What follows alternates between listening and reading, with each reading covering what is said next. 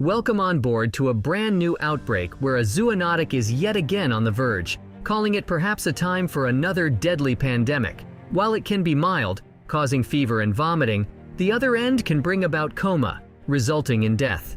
In 1999, the virus was first discovered, known to cause disease in pigs and humans.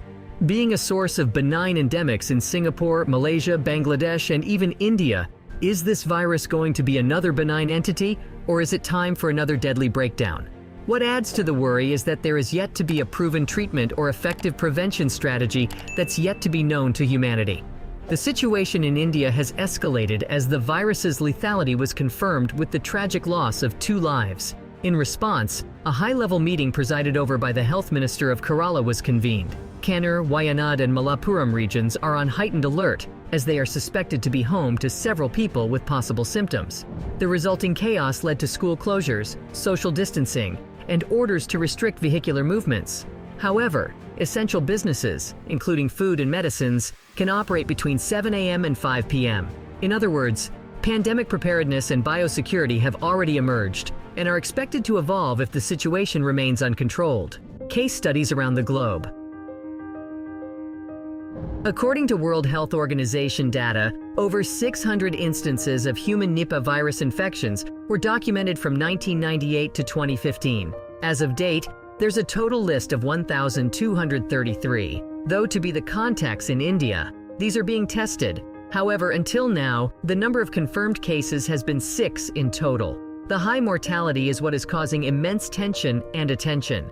Past statistics affirm that out of 265 people who got sick with the virus, 105 died, which is enormous. Nipah virus, an IV, is a highly transmissible and lethal virus. As mentioned before, it is a zoonotic virus capable of inducing severe respiratory and neurological illnesses in humans. It is classified within the Paramyxoviridae family, genus Nipah virus, and gained initial recognition in 1999 in Malaysia, triggering an epidemic among individuals involved in pig farming. Being first identified within the CSF, this unique virus was named Nipah after the name of its birth village. Current studies suggest 2 existing strains exclusive to the locality. The Malaysian strain, less severe, relatively fewer symptoms, and easy recovery. The Bangladesh strain, severe symptoms including myalgias with possible organ system involvements. The strain in India is closely related to the one causing endemic in Bangladesh.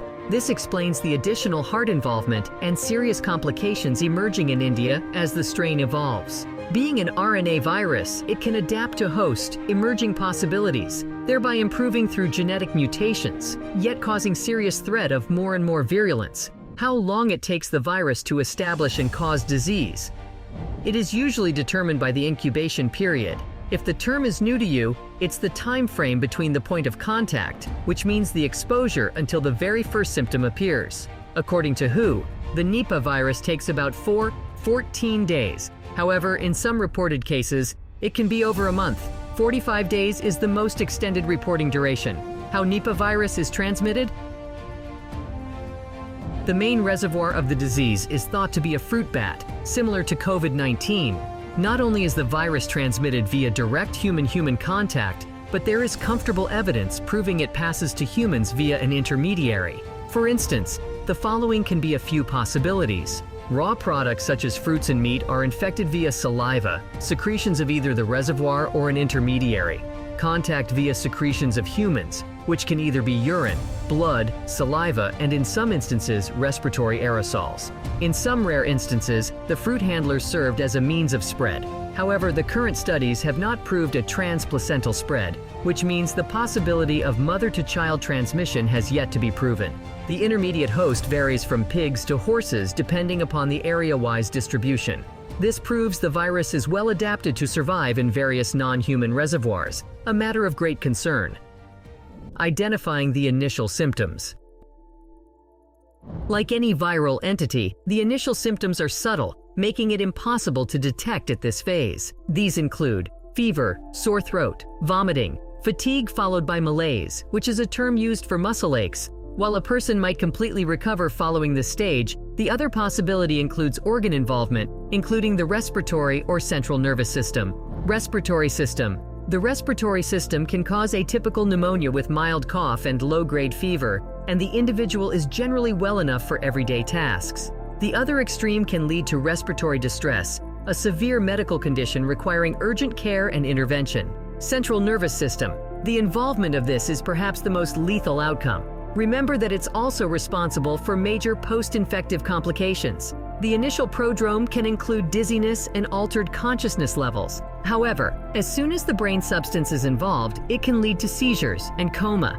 The development of these symptoms is known to occur in as little as 24-48 hours, causing a surge in worry. Diagnosing Nipah virus.